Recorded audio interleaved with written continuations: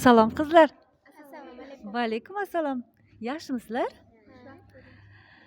Xush kelibsizlar. Nimani o'qiyapsizlar?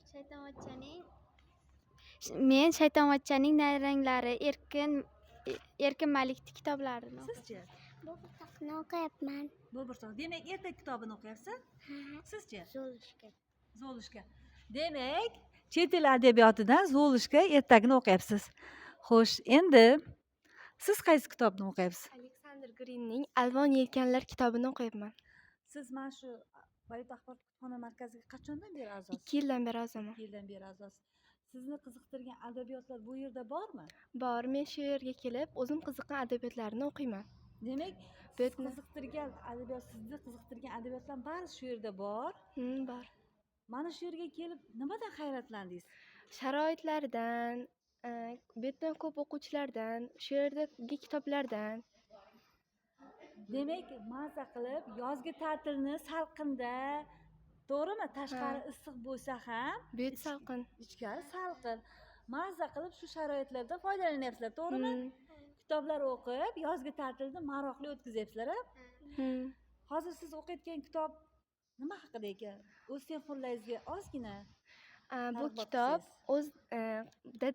bir dada va qiz haqida. U yerda dada usta bo'ladi va qiz bir alvon yelkanga qiziqib qolib, uni daryoda suzayotganda unga yetolmay qoladi va oldidan sehrgar chiqadi.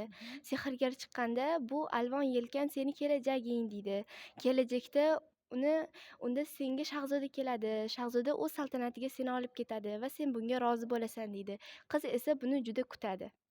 Demak, mana shu kitobdagi qahramondan siz nimalarni oldingiz o'zingizga? Sabrlilik, toqat, o'yinqaroqlik va qiziqish. Demak, sizga kitob ancha yaxshi ta'sir qilibdi. O'zingizga olgan xulosangizdan mana shu hayotingizda tatbiq etsangiz bo'ladi. O'z tenxo'rlaringizga nima demoqchisiz? Har doim yiqilsa ham taslim bo'lmaslik, o'z kuchiga ishonish va o'qish, bilim olish. Demak, bizning axborot kutubxona markazimizga chorlaysizmi o'z tenxo'rlaringizni? Ha, chorlayman. Bu yerda xohlagan kitoblarni o'qishsa bo'ladi. To'g'ri. Bizning axborot kutubxona markazimizda 25.860 ta adabiyot bor, mavjud. Barcha yoshlarimizni Bayot tuman axborot kutubxona markaziga chorlab qolaman. O'zlarini qiziqtirgan adabiyotlarni kelib bemalol topishlari mumkin. Bizga a'zo bo'lish bepul. Marhamat qilib barchangizni axborot kutubxona markaziga chorlaymiz.